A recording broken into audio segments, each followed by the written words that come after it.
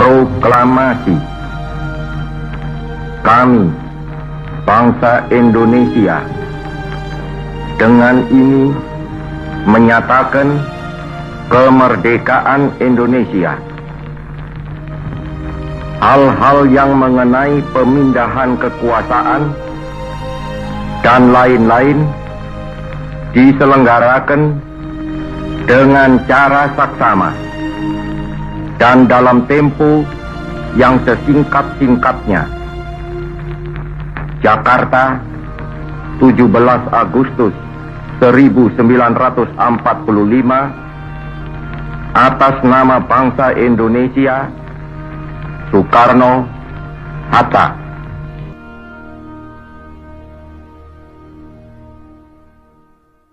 Dirgahayu Indonesia, merdeka, merdeka, merdeka.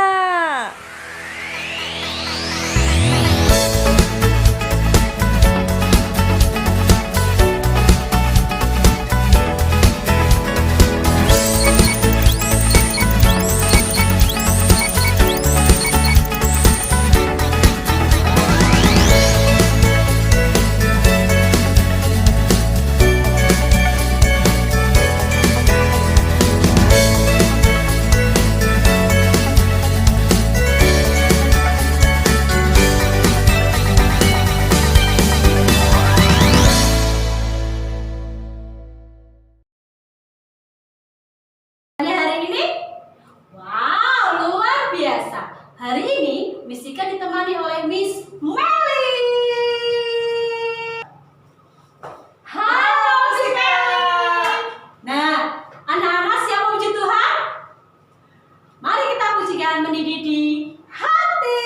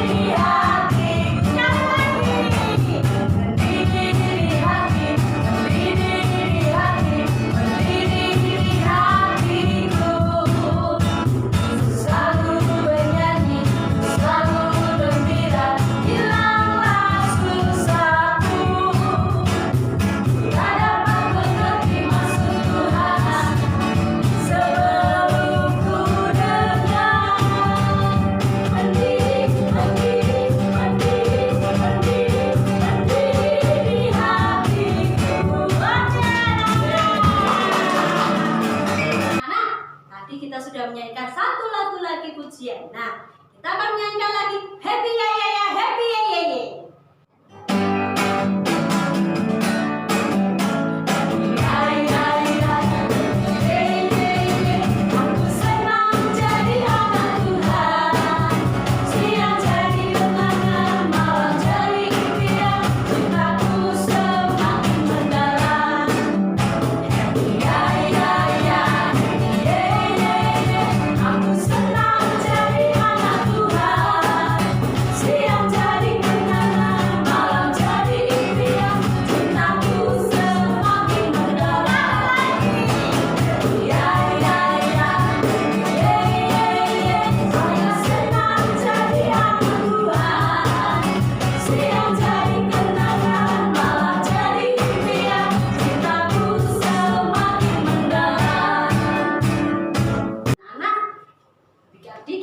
Pujikan lagu Sukacita.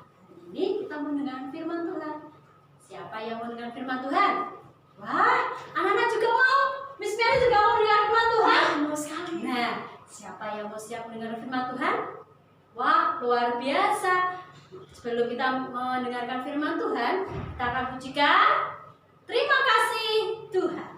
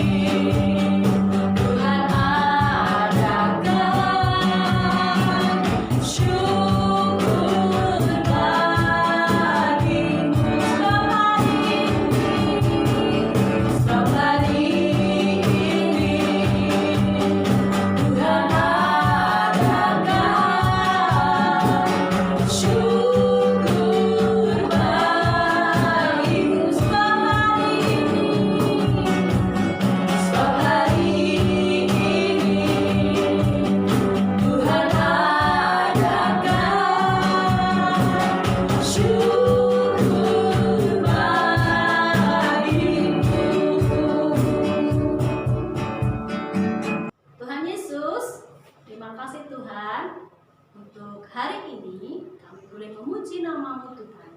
Sebentar kami mau mendengarkan cerita firman Tuhan. Hari ini berkati Tuhan agar kami semua duduk diam mendengarkan cerita firman Tuhan pagi ini. Dalam nama Tuhan Yesus, haleluya, amin. Halo anak-anak, selamat pagi. Bertemu lagi dengan Sri Yuda. Pagi hari ini Sri Yuda akan membawakan cerita firman Tuhan. Judulnya, Ada Keajaiban di Dalam Kristus Tuhan kita. Ya, saya akan ambil ayat dari Bilangan 21 ayat yang ke-9. Ayo semua dibuka Alkitabnya. Kita mau baca sama-sama ya. Sudah ketemu? Yuk, Mister akan bacakan. Kalian boleh ikuti ya. Bilangan 21 ayat 9. Lalu Musa membuat ular tembaga dan menaruhnya pada sebuah tiang. Maka jika seseorang dipagut ular dan ia memandang kepada ular tembaga itu, tetaplah ia hidup. Nah, anak-anak, dari ayat itu saya akan ceritakan kepada kalian tentang cerita Musa yang membawa bangsa Israel keluar dari Mesir. Cerita seri ini ada hubungannya dengan cerita Miss Hardini yang pernah kalian dengar tentang Musa yang membawa bangsa Israel keluar dari Mesir. Kalian masih ingat kan apa yang dilakukan bangsa Israel kepada Musa? Mereka bersungut-sungut. Mereka menentang Allah. Sekarang saya akan ceritakan kembali bahwa bangsa Israel menentang Allah kembali. Bangsa Israel melawan Musa kembali. Kenapa engkau membawa kami keluar dari Mesir? Kenapa engkau utus Musa untuk mengeluarkan kami dari Mesir? Mereka marah, mereka geram. Kenapa? Kami kelaparan di padang gurun. Kami bosan dengan mana? Kami bosan dengan makanan itu. Karena di Mesir mereka lebih mendapatkan makanan yang enak-enak, minuman yang enak-enak. Jadi mereka merasa geluh. Kenapa aku harus keluar dari Mesir kalau aku hanya dipimpin ke padang gurun panas seperti ini? Mereka marah kepada Musa. Mereka protes. Mereka nggak terima. Mereka melawan Allah, melawan Tuhan. Padahal kita tahu anak-anak, Musa diutus Tuhan untuk mengeluarkan bangsa Israel dari Mesir, dari perbudakan. Bukannya terima kasih sudah diselamatkan, bebas dari perbudakan. Perbudakan itu disuruh bekerja nggak dibayar. Anehnya mereka mengeluh. Mereka nggak bisa makan enak lagi. Mereka nggak tahan dengan keadaan itu. Dan mereka serukan itu kepada Musa. Dan sampai diterima Tuhan. Akhirnya apa yang terjadi? Tuhan pun memberikan ular tedung di antara mereka. Ular berbisa. Ular-ular itu mematuk orang-orang yang ada di padang gurun, yaitu bangsa Israel. Mereka mati. Banyak dari mereka yang sudah digigit ular beracun itu, ular berbisa itu. Akhirnya mereka, orang-orang Israel, menyadari kalau mereka salah. Mereka salah sudah melawan Allah. Mereka salah melawan Tuhan. Mereka salah bersungut-sungut kepada Musa. Mereka pun meminta Musa untuk berdoa kepada Tuhan. Musa, berdoalah kepada Tuhan supaya ular-ular itu disingkirkan dari mereka. Lalu Musa pun berdoa kepada Tuhan. Akhirnya apa? Tuhan memerintahkan Musa untuk membuat ular logam, dan ular logam itu ditaruh di atas tiang supaya setiap orang yang sudah digigit ular berbisa itu, ular beracun itu, mereka bisa sembuh. Tadi ingat ayat yang kita baca? Jadi Musa membuat ular logam, ular tembaga itu dari logam, terus ditaruh di atas tiang, ditinggikan, maksudnya diangkat, supaya orang-orang di Israel yang sudah dipatuk oleh ular bisa sembuh. Dan akhirnya semua orang di bangsa Israel yang melihat ular tembaga atau ular logam itu yang sudah dibuat oleh Musa, mereka sembuh, mereka tidak mati. Itulah pertolongan Tuhan. Intinya Musa meminta kepada Tuhan. Karena apa? Karena bangsa Israel mengaku mereka salah. Aku harusnya enggak gini, aku harusnya enggak melawan Tuhan, aku harusnya enggak bersungut-sungut kepada Musa, enggak marah-marah. Tetapi mereka marah. Untungnya mereka sadar dan meminta Musa untuk berdoa kepada Tuhan. Akhirnya apa? Tuhan menjawab, Tuhan menolong, Tuhan mau memberikan jalan keluar atas masalah yang dialami bangsa Israel. Masalahnya mereka dipatuk ular, hampir mau mati gara-gara ular. Tetapi Tuhan menolong, memberi cara, memberi jalan melalui Musa yang membuat tiang yang di atasnya ada ular tembaga, ular logam itu. Mereka melihat ular itu, mereka sembuh. Nah, anak-anak, dari cerita yang saya sampaikan tadi, intinya apa? Pelajarannya apa untuk kita? Jadi, kita bisa saja marah, bisa saja bersungut-sungut. Kita nggak terima dengan kondisi kita, dengan keadaan kita, keberadaan kita bisa nggak terima. Kita bisa menyalahkan banyak orang, bahkan menyalahkan Tuhan. Tetapi apa? Kalau kita mau meminta sama Tuhan, kalau kita mau merendahkan hati kita nggak usah sombong. Kita ngaku kalau kita salah di hadapan Tuhan. Tuhan, aku suka melawan orang tua. Aku ngaku aku salah. Aku nggak boleh melawan orang tua sebenarnya. Tuhan, aku suka melawan guruku. Aku tahu aku salah. Aku harusnya nggak melawan guruku. Tuhan, aku suka berbuat kejahatan. Aku pernah mencuri. Aku harusnya nggak boleh mencuri. Aku sadar. Saat kalian mengaku kesalahan-kesalahan kalian di hadapan Tuhan, dan kalian bisa berkomunikasi langsung dengan Tuhan, meminta ampun, meminta pertolongan, meminta jalan keluar, apa yang harus kalian lakukan? Ingat apa? Sama seperti Musa yang akhirnya diberi jalan keluar supaya bisa menyelamatkan bangsa Israel.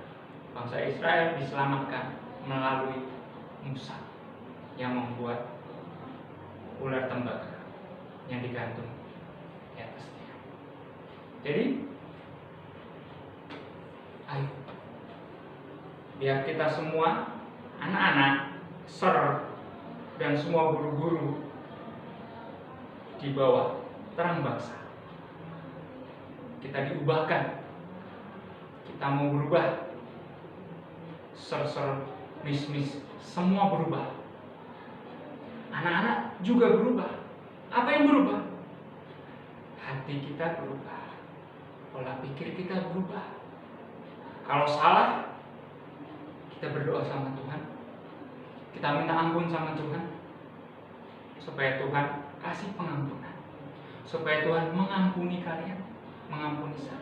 Supaya Tuhan memberi jalan keluar. Untuk melewati masalah-masalah. Karena masalah-masalah kita sebenarnya kebanyakan kita sendiri yang buat, anak-anak. Ser sendiri yang buat untuk masalah ser. Anak-anak sendiri yang buat untuk masalah anak-anak. Yuk kita diubahkan. Melalui cerita firman Tuhan ini kita mau belajar. Kita harus diubahkan. Kita harus mengerti. Salah bukan berarti kalian harus salah-salah terus. Tapi ingat, minta ampun sama Tuhan, akui kesalahan kalian, maka Tuhan akan beri kalian jalan keluar. Amin. Nah, anak-anak, kalian mengerti ya firman Tuhan yang sudah disampaikan tadi? Sekarang kita mau tutup firman Tuhan ini dengan doa. Semua lipat tangannya, tutup matanya, kita tundukkan kepala. Tuhan Yesus, terima kasih. Kami sudah mendengar cerita firman Tuhan. Biarlah firman yang telah disampaikan, firman yang telah kami dengar, dapat tertanam dalam hati setiap kami, dapat bertumbuh subur dan berbuah lebat, dan buahnya dinikmati oleh orang-orang di sekeliling kami. Terima kasih Tuhan, kami mau diubahkan, semakin hari semakin diubahkan oleh kuasa firman-Mu Tuhan. Kami mau jadi anak-anak-Mu yang Engkau kasihi. Kami mau jadi tangan kanan. Kami mau jadi biji mata. Kami mau jadi alat yang memancarkan terang-Mu yang ajaib pada sekeliling kami. Terpuji nama-Mu Tuhan. Hanya dalam nama-Mu kami berdoa dan kami mengucap syukur. Amin. Sekarang, Sir mau kalian menghafalkan ayat hafalan. Oke? Ayat hafalan kita minggu ini ada di Yohanes 3 ayat 15. Silakan dibuka.